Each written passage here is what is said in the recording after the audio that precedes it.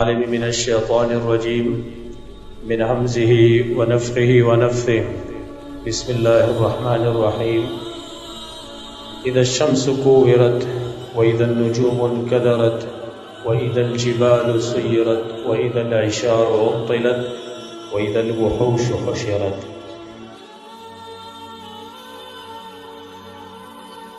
دا قیامت په غټو علامو کې من آخري علامه بیانو او بدی سره اشراط الساعه د قیامت علامات هغه اختتام ته ورسېدل. آخري علامه د قیامت د علامونه هغه دا ده چې قیامت ته نږدې به یو اور راوځي او دا اور به خلک محشر میدان ته جمع کوي. دلته یو څو بحثونه مونږ ذکر کوو. اول بحث هغه دا دی چې دا اور دا به د کوم ځای نه راوځي. احادیثو کې مختلف الفاظ راغلي خو مقصد د ټولو یو دی. هغه دا دی چې یو حدیث کې داسې راغلی چې دا به راوځي د عدن د علاقې نه، من قعرة عدن. بل روایت کې راغلی دی حضرموت چې په یمن کې دایره دریاب نه ودا اور راوځي. لکه نبی صلی الله علیه وسلم فرمایلی دي د قیامت علامات هغه ذکر کول. یو علامه په کې دا ذکر کړه واخر ذلك نار تخرج من قعر عدن. آخر د دینه با یو راوځي. او یو روایت کې راغلی تخرج من اليمن، دا به د یمن د علاقې نه راوځي. تطرد الناس الى محشرهم، او دا خلق بشړي محشر میدان خپلتا. دا یو روایت مسلم کې راغلی دی. دیم روایت صحیح مسلم کې دا چي نار تخرج من قار عدن، مخکې من الیمن دی کې من قار عدن. عدن هم د یمن خار د یمن علاقه ده. او پای کې امداسي دي چې خلک با رواني او محشر میدان ته به جمع کوي. روایت د ترمذی او د مسند احمد کې دا سره راغلي دي ستخرج نار من حضرموت او من بحر حضرموت. زرد چې اور براوزی د حضرموت نه. حضرموت هم د یمن خار دی، اوس هم موجود دی. او یا بر دریاب د حضرموت عین راوزی قبل یوم القیامت، مخکې د ورځ قیامت نه. دا براوزی او خلق بجمع کوي. تحشر الناس، خلق برا جمع کوي محشر میدان ته. بل روایت کې دا سره راغلی نبی صلی الله علیه وسلم فرمایل چا دې تپوس کړو چې قیامت چې کوم غټه علامې دی پای کې بالکل نږدې اول علامه بکم وي. نو نبی وته فرمایل اما اول اشراط الساعه، هر چې اولنۍ علامه د قیامت ته فنار تحشر الناس من المشرق الى المغرب. دا اور د چراوزی به خلق به مشرق نه مغرب ته راجمه کوي. بل روایت کې به تشریح راغلی دا چې د مشرق خلق به مغرب سره تراجمه کوي، د مغرب هغه مشرق سره ته یو ځای تراجمه کوي، یعنی محشر میدان کې. دا صحیح بخاری کې د حدیث دی. اوس کیفیت د خلکو تراجمه کولو چې دا خلق په ورځ د قیامت ته نږدې دا اور جراوزی او دا خلق راجمه کوي، دا په کم کیفیت دي. ور یو هغه خلق دي چې کوم هغه مړ دي او نه کوم خلک چې ژوند دي. لکه دا وروسته مو ذکر کوو چې دا اور راوځي نو دا به د قیامت د قائمېدو نه مخکې راوځي. کوم چې موجوده خلک دی، ژوندي خلک دی، د هغې جمع کول محشر میدان ته د قیامت د قائمېدو نه مخکې. دا په حدیث کې راغلي په 3 طریقو باندې به دا خلک راجمع کي. 3 قسمه خلک به وي، 3 افواج. 3 قسمه خلک به 3 قسمه جماعتونه به وي. یو بداسی راغبون طاعمون، او دارنګي نا راغبین او دغه کاسین او طاعمون، رغبت کوونکی به هم وي. او یو روایت کې سره راهبین، رهبت کوونکی، رغبت کوونکی به هم وي. خوراک به هم کوي، جامې به هم اغوستلې وي او په سورلو باندې به سواري.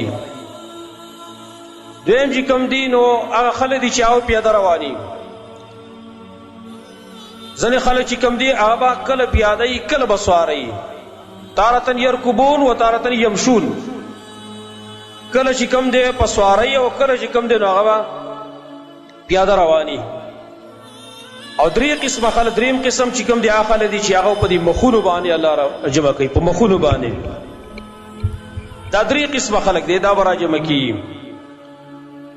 دا اوس په حدیثو کې راغلي دي. یو حدیث کې داسې راغلي دي، نبی صلی الله علیه وسلم هغه فرمایي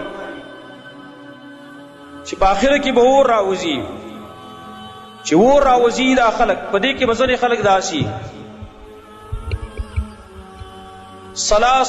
ثلاث طرائق، په درې قسمه خلک به، درې قسمه طائفې به، جماعتونه به، راغبین و راهبین.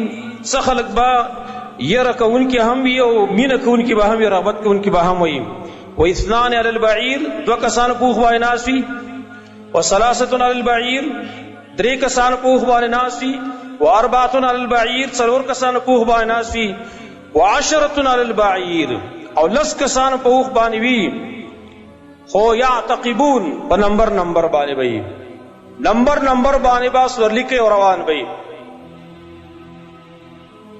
دا یو قسم خلق دي چې دا به راجمع کیږي. او اما بقیتهم، هر چې باقی دي کنه، یا یحشر بقیتهم النار، باقی خلک چې کوم دا به اور راجمع کوي. دا خلک خو رواني، څوک په سوري باندې سواري، په نمبر باندې پوخانو باندې څه بلاندې پیدا رواني.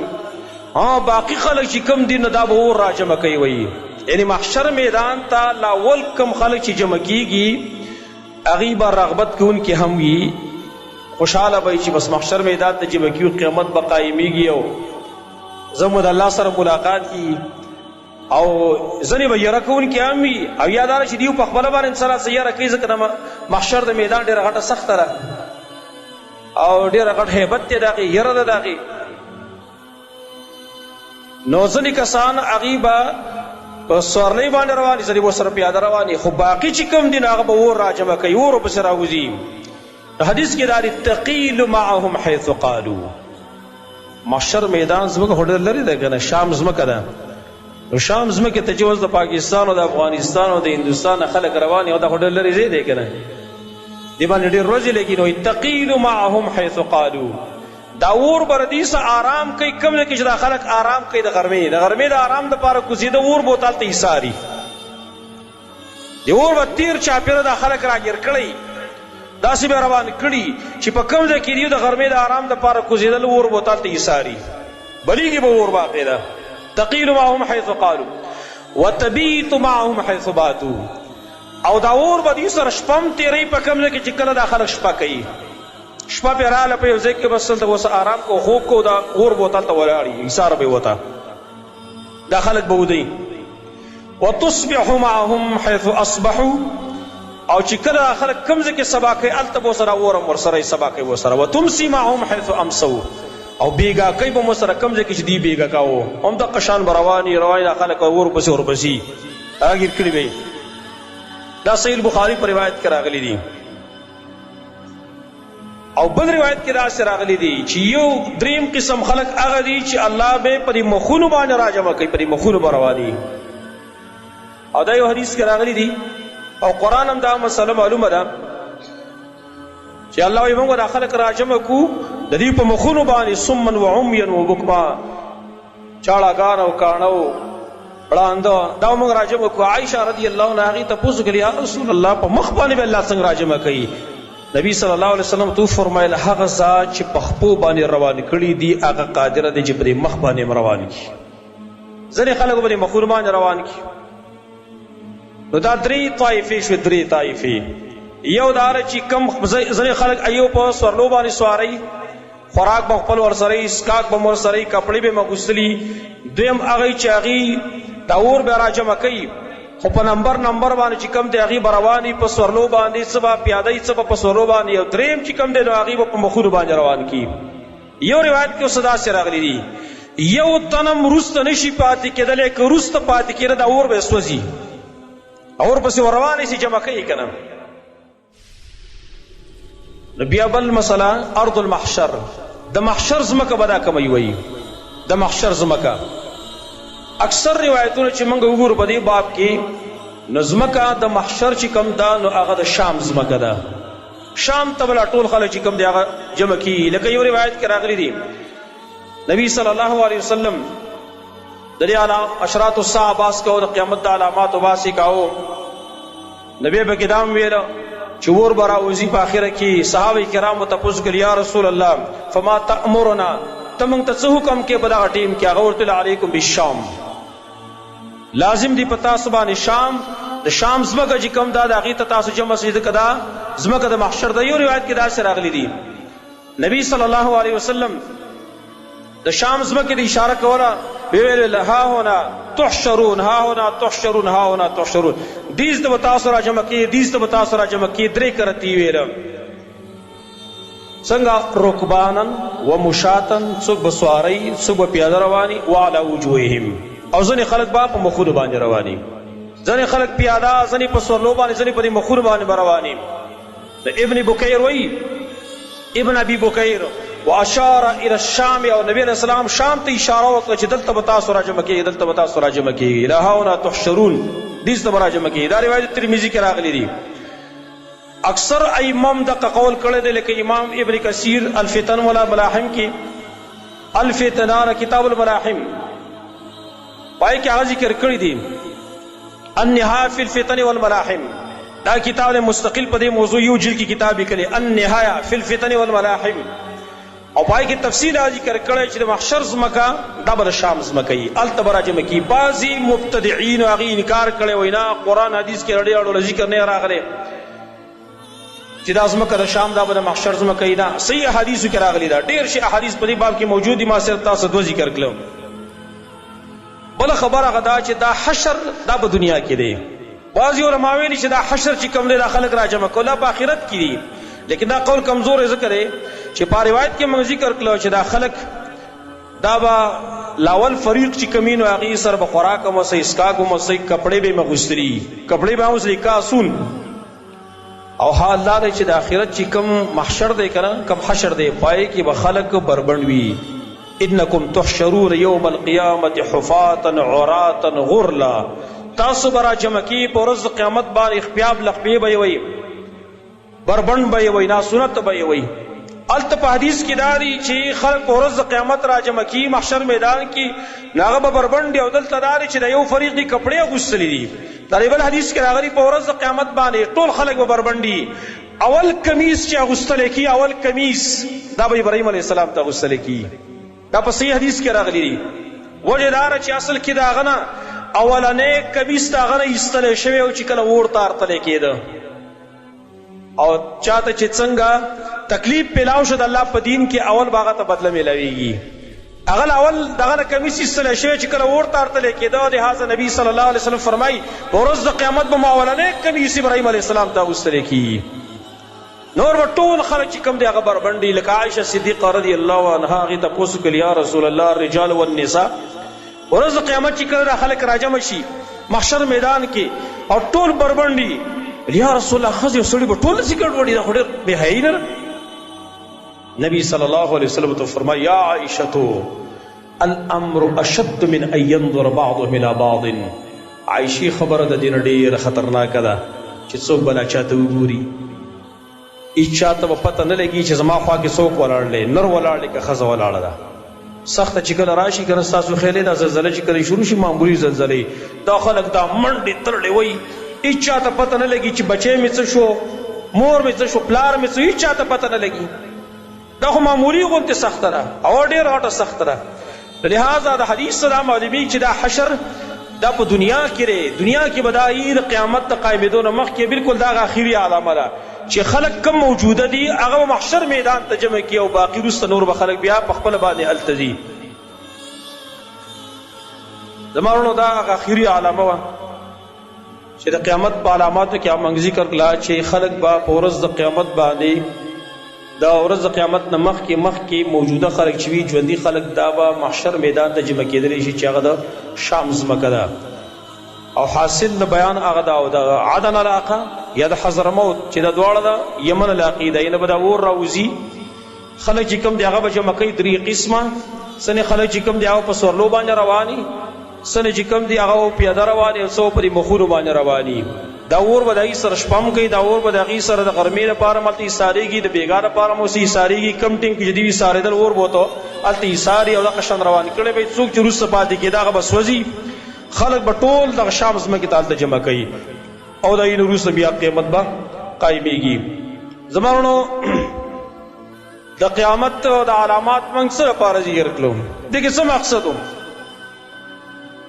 مقصد په دې کې هغه دا و تاسو ټول په دې باندې پوهېږئ موږ الله د دنیا دپاره نه پیدا کړي چې موږ به دلته دنیا کې همیشه ژوند تېروو الله چې موږ پیدا کړي په دې دنیا کې صرف د څه ټیم پوره یو آدم علیه الصلاة والسلام چې الله کله راکوز کړي ځمکې ته ابتدا کې هغه ته ویلي وو دغه اولاد ته دا خطاب کړی ولکم فی الارض مستقر ومتاع الی حین ستاسو دپاره په دې ځمکه کې ځای د اوسېدلو وي او دا فایدې اخیستل به تر یو وخته پورې څه ټیم پورې او موږ دلته اوسیو هغه ټیم کم ټیم دی څومره ټیم دی هېڅ چاته دا معلومات نشته دی هر سړی هغه چې کلم پیدا کېده د مور په رحم کې 3 خبرې لیکلی شوي دي ملک هغه 3 خبرې لیکلي کله چې انسان د مور په رحم کې پیدا کېږي 4 میاشتې نه وروسته هغه کې روح کله غورځېږي نو ملک ته الله ویلي دا ملک چې کوم په ملایکو کې ملک مقرر دی په دې رحم باندې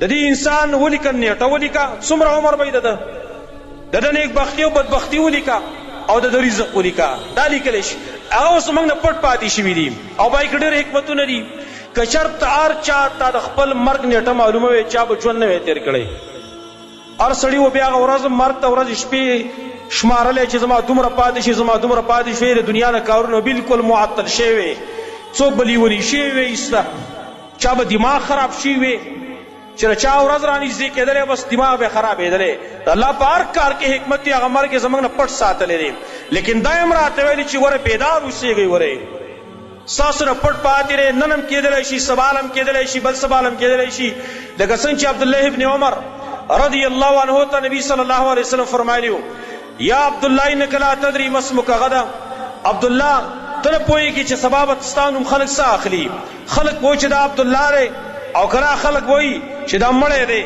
مړی راوچت کوي مړي له کفن وکوي مړي له قبر وکړئ مړي له تختې راوړئ مړي باندې خاورې واړوئ وغیره د مړي تعزیت ته دي ټول به مړی یادېږي دا پته نه لګي عمر ابن الخطاب رضی الله عنه یو پیر فرمایلي وو ویلې خلک ما ته هېڅ پته نه لګي سبا به ما ته خلک څه نوم وایي خلک به ما ته عمر وایي که نه خلک به ما ته مړی وایي دا یې موږ نه پټ ساتلي زما وروڼو دا دې دپاره چې تاسو بیدار اوسېږئ نو قیامت 2 قسمه سره دی یو دی قیامت صغرا بل قیامت کبرا قیامت صغرا دا په هر یو تن باندې وس راتلو واله دی چې هغه مرګ دی من مات فقط قامت قیامته څوک چې مړ شو بس قیامت په هغه باندې قایم شو د هغه بل ژوند شروع شو هلته یو قیامت کبرا دی چې هغه بیا مجموعي لحاظ سره په ټولو خلکو باندې په ټول مخلوقاتو باندې به راځي نو دا قیامت علامات دا د دې لپاره دي چې سړی دغه ورځې دپاره لږ څه نه څه تیاري وکړي لکه ابی ابن کعب رضی الله عنه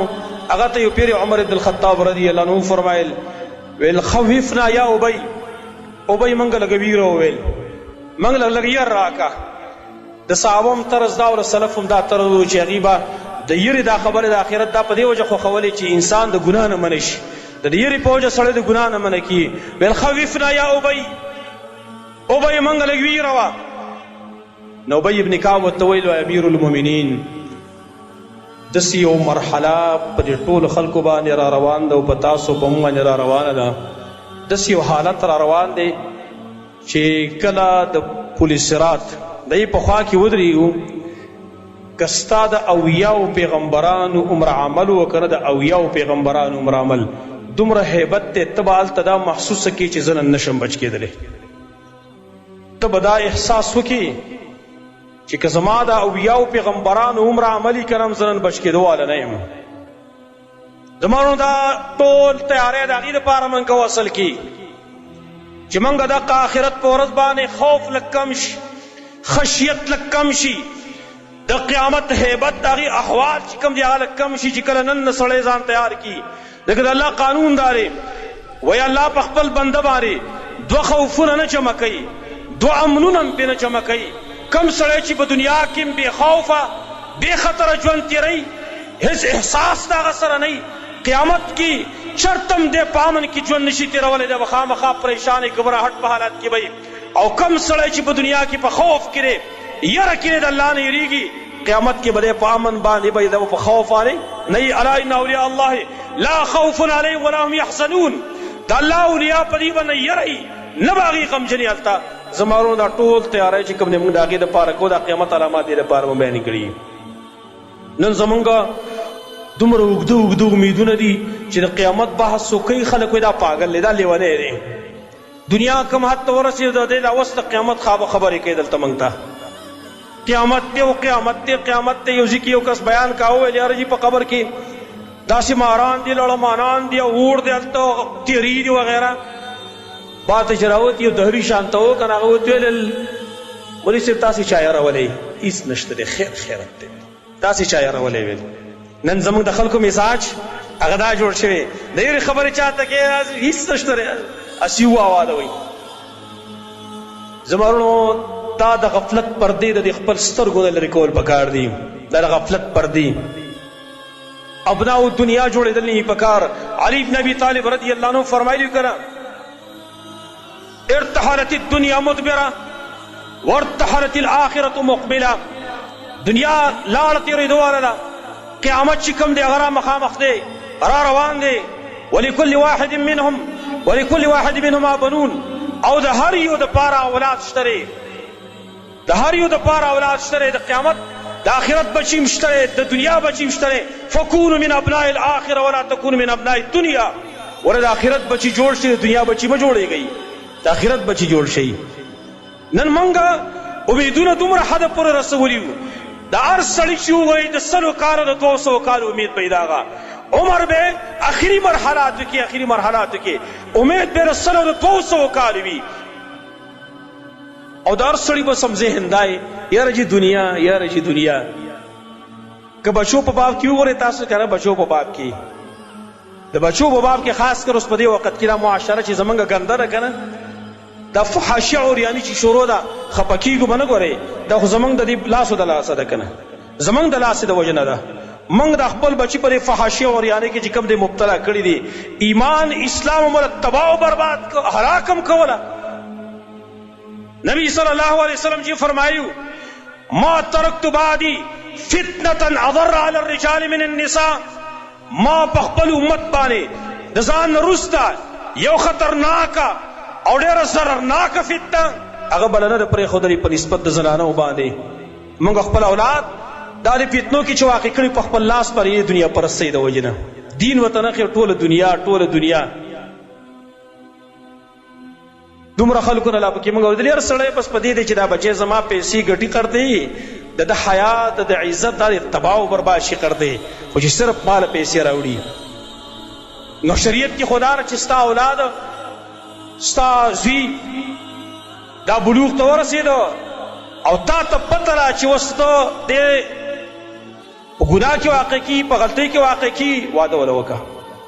دا تا ته حکم دی، قو انفسکم واهلیکم نارا.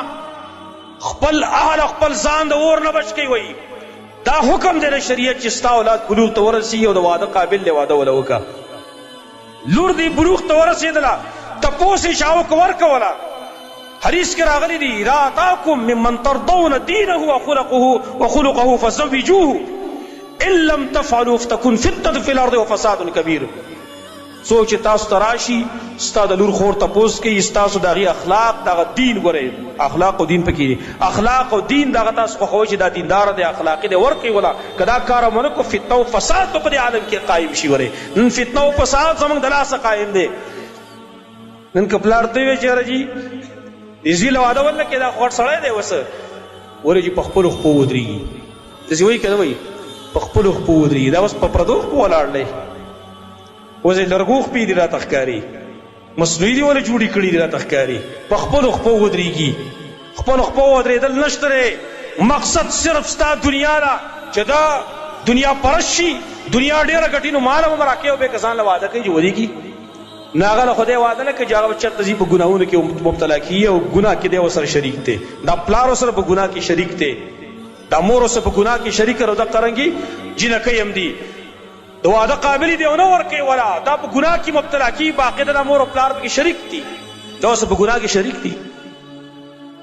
نبی صلی الله علیه وسلم دا فرمایي من استطاع منکم الباءة فلیتزوج. تا چا چې په ستاسو کې وس وي نکاح دې وکړي، که نه دې روجي نیسي.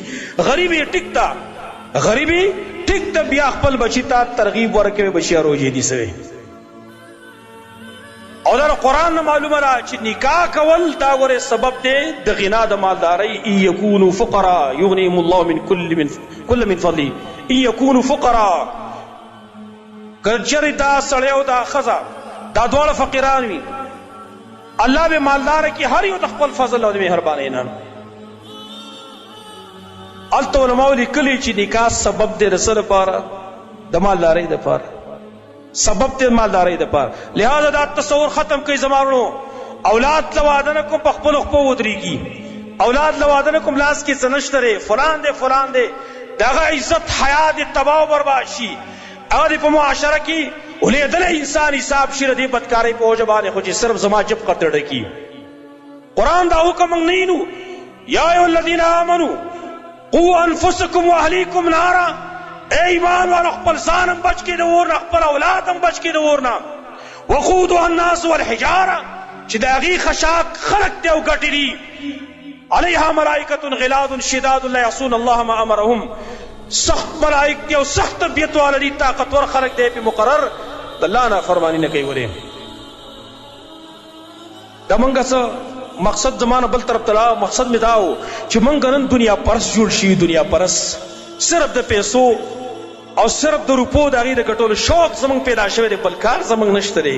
او د هغې د وجې نه معاشره څومره ګندګۍ طرف ته روانه، څومره ګندګۍ طرف ته روانه ده.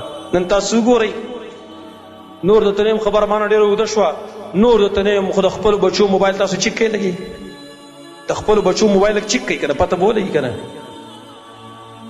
او اوس لا پکې بله خبره یي په دې بهانه باندې چې یاره جي زه نیټ پرې کوم، آنلاین کلاسونه دي هغه پې اخلم. وي آنلاین کلاس وستی وي دا مخکې دې پې څه شی کوته، ته نور آنلاین کلاسونه اخلي. تا د آنلاین کلاس موږ ته پته ده چې ته څه شی اخلي. وګورئ خپلو بچو دا موبایل چې دي پکې کم ګند ساتلی دی، کم ګندګي پکې دي ساتلې ده. دا ضروب الخلوات، دا ځان له ګناهونه چې کم موږ ځان له کوو. او دا خبره ما یو څو ځای کې بیانونه کې موږ له یاد لرئ زما وروڼو، په دې وخت کې غټ مشکل هغه دا پېښ شوی دی چې د ګناه اسباب زما سره په هر ټیم کې مهیا دي. د ګناه اسباب ما سره موبایل را سره دی، نیټ پې پرې دی، د دنیا د هغه سره د دې سره ګندګۍ نه زه پې کتلی شم. ما څوک نه هېڅوک نه خبرېږي. بستره کې سر پټ کا، لاړ شه بهر خوړ ته، هلته په یو ګټه باندې کښېنه، په پټي کې په یو پوله باندې کښېنه، د دنیا هر قسم ګندګۍ نه ته کتلی شي سوا د الله نه.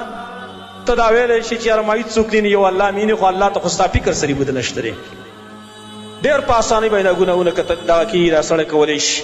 لہذا زه دا وایم اکثر بیاناتو کې مې دا ویل، دی وخت کې کم سړی چې فرایض ادا کوي، فرایض او د سنتو لږ اهتمام کوي، او دا د ځان له ګناهونه دي، ځان له ګناهونه چې د سر موبایل ورسره دی او ځان له ځکې غټې غټې ګیري، دونه ګیري. ظاهره کې هغه خلک چې په پښتو کې بېدبي دماغ پې وایي په تنه باندې هندو مسلمانېږي، داسې سقناک کسان به وي، او ځان له ځای کې به دی فلم ګوري، ځان له ځای کې به دی ډرامې ګوري. څوک د مظاهر ډرامو په نوم باندې، څوک د ارتغل ډرامې په نوم باندې، څوک د بلې ډرامې په نوم باندې ډرامې ګوري، پای کې د ښځو تماشې کوي، د ښځو تماشې پکې کوي. نو زه دا خبره کوم نن، او کېدای شي زه په دې قسم کې حانس نه یم، زه په قسم سره دا خبره کوم چې په دې وخت کې چا د فرایضو اهتمام کوو، د سنتو لږ اهتمام یې کوو، او د دې پټو ګناهونو ځان له دې ګناهونو ځان ساته که نه، دا ولی الله دی. ګورې په دې وخت کې دا د الله غټ ولی دی چې ته ځان ته په بستره کې پروت یې که نه، او ته موبایل ګورې، اول ته په فیسبوک کې یا په یوټیوب باندې تاله ویډیو راشي، ګنده ویډیو راشي، او ته فوراً بند کې، اسې الله به څومره خوشحالېږي چې چې دې بنده زما د یری د وجه نه دا ویډیو بند کړه. قسم دې چې دا ولی الله دی ولې ځکه د ګناه اسباب ډېر آسان. دا عرض مې دا کوو زمانونو چې دا ټول حالې سلې موږ سره پاره کوو دا د آخرت دپاره کوو. راځئ چې د آخرت بچي جوړ شو دنیا بچي به نه جوړېږو. انشاءالله تعالی آینده جمعه کې به نور موضوعات الله خود کرم سره چې کوم مفید موضوعات دي د معاشرې د اصلاح په بنا باندې دارنګې نور د الله او د رسول د محبت په بنیاد باندې ښه موضوعات انشاءالله تعالی هغه به شروع کوو د الله فضل کرم سره. الله رب العالمین دې موږ نیکان بندگان جوړ کړي او زموږ پر زړونو کې دې الله د آخرت نه یره پیدا کړي او د آخرت دپاره تیاری دغه احساس یې الله زموږ په زړه کې پیدا کړي.